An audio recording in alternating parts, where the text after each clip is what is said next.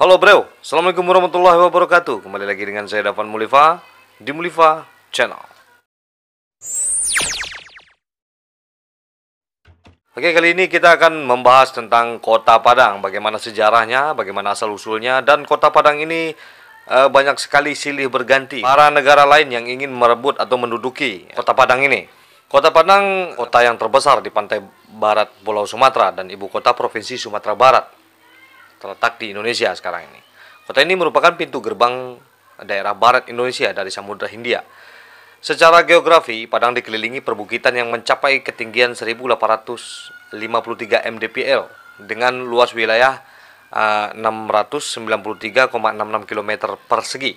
Lebih dari separuhnya berupa hutan lindung. Berdasarkan data statistik BPS pada 2021, kota ini memiliki jumlah penduduk sebanyak 909.040 orang. Padang merupakan kota inti dari pengembangan wilayah metropolitan Palapa. Tidak ada data yang pasti siapa yang memberi nama kota ini. Diperkirakan kota ini pada awalnya berupa sebuah lapangan, dataran atau gurun yang luas sehingga dinamakan Padang. Jadi dalam bahasa Minang, kata Padang juga dapat bermaksud pedang. Menurut Tambo pada masyarakat, kawasan kota ini dahulunya merupakan salah satu kawasan rantau yang didirikan oleh para perantau Minangkabau dari dataran tinggi atau kita sebut juga dengan Dare. Tempat pemukiman pertama adalah perkampungan di pinggiran selatan Batang Arau di tempat yang sekarang bernama Subarang Padang. Jadi kampung-kampung baru kemudian dibuka ke arah utara pemukiman awal tersebut, yang semuanya termasuk Kanagarian Padang dalam adat nan salapan suku, yaitu suku-suku Sumage, Mandaliko, Panyalai, dan Jambak dari Kelarasan Bodi Caniago, serta Sikumbang, Balemensiang, Koto, dan Melayu dari Kelarasan Koto Piliang. Terdapat pula pendatang dari rantau pesisir lainnya, yaitu daerah Painan, Pasaman, dan Tarusan. Seperti kawasan rantau Minangkabau lainnya, pada awalnya kawasan sepanjang pesisir barat Sumatera berada di bawah pengaruh Kerajaan Pagaruyung. Namun pada awal abad ke-17, kawasan ini telah menjadi bagian dari kedaulatan Kesultanan Aceh. Jadi Aceh pernah menduduki kota ini. Nah, kota Padang telah dikunjungi oleh pelaut Inggris pada tahun 1649. Kemudian mulai berkembang sejak kehadiran VOC atau kepanjangannya Renegade Ost Indies Company atau Company pada tahun 1663 yang diiringi dengan migrasi penduduk Minangkabau dari kawasan Luhak. Selain memiliki muara yang bagus, VOC tertarik membangun pelabuhan dan pemukiman baru di pantai barat Sumatera untuk memudahkan akses perdagangan dengan kawasan pedalaman Minangkabau. Selanjutnya pada tahun 1668, VOC telah berhasil mengusir pengaruh Kesultanan Aceh dan menanamkan pengaruhnya di sepanjang pantai barat Sumatera dan menjalin kerjasama dengan pemerintah yang ada di Sumatera Barat. Hal ini diketahui dari surat Raja Jacob Pitts kepada Raja Pagaruyung yang berisi permintaan dilakukannya hubungan perdagangan kembali dan mendistribusikan emas ke kota ini. Walaupun pada tanggal 7 Agustus tahun 1669 terjadi pergolakan masyarakat Pauh dan Koto Tangah melawan monopoli VOC, tetapi dapat diredam oleh VOC. Peristiwa ini kemudian hari diabadikan sebagai tahun lahirnya kota Padang tersebut. Peranan kota Padang sebagai kawasan pelabuhan dalam mendistribusikan hasil bumi dari pedalaman Minangkabau terus meningkat dengan membuat beberapa kontrak dagang dengan penguasa Minangkabau. Belanda mendapatkan keuntungan yang banyak dalam monopoli perdagangan tersebut. Tercatat sejak tahun 1770 diberangkatkan dari pelabuhan Muara sebanyak 0,3 miliar pikul lada dan 0,2 miliar gulden emas per tahunnya. Beberapa bangsa Eropa silih berganti mengambil alih kekuasaan di kota Padang. Pada tahun 1781 akibat rentetan perang Inggris Belanda keempat, Inggris berhasil menguasai kota Padang ini. Namun setelah ditandatanganinya Perjanjian Paris pada tahun 1784, kota ini dikembalikan kepada VOC. Pada tahun 1793, kota ini sempat dijarah dan dikuasai oleh seorang bajak laut Prancis yang bermarkas di Mauritius bernama Francois Thomas Lee Meme, yang keberhasilannya diapresiasi oleh pemerintah Prancis waktu itu dengan memberikannya penghargaan. Kemudian pada tahun 1795, kota Padang kembali diambil alih oleh Inggris.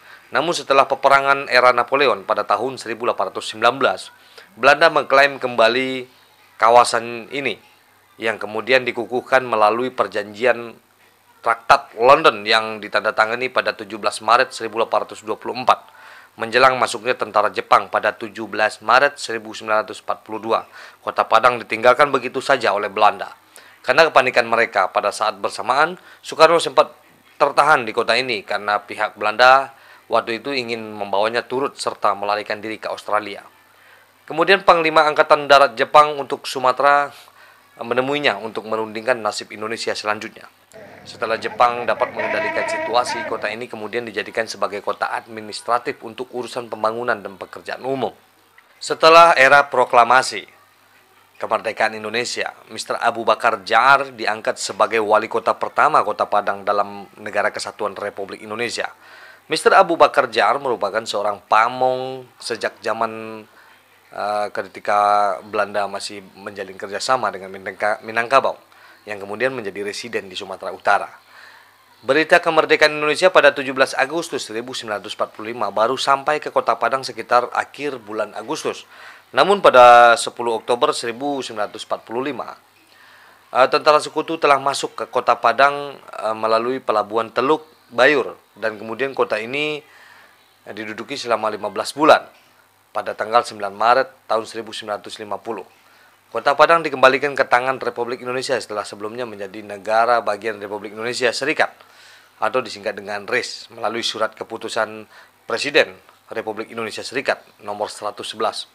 Kemudian berdasarkan Undang-Undang nomor 225 tahun 1948, Gubernur Sumatera Tengah waktu itu melalui surat keputusan nomor 65/GP/50 pada 15 Agustus 1950 menetapkan Kota Padang sebagai daerah otonom. Wilayah kota pun diperluas. Sementara status kewedanan Padang dihapus dan urusannya kembali pindah ke Wali Kota Padang. Pada 29 Mei tahun 1958, Gubernur Sumatera Barat melalui surat keputusan nomor 1/G/PD/1958 secara de facto memindahkan ibu kota Provinsi Sumatera Barat dari Bukit Tinggi ke Padang. Status ini baru dikukuhkan secara de jure lewat Peraturan Pemerintah Nomor 29 Tahun 1979.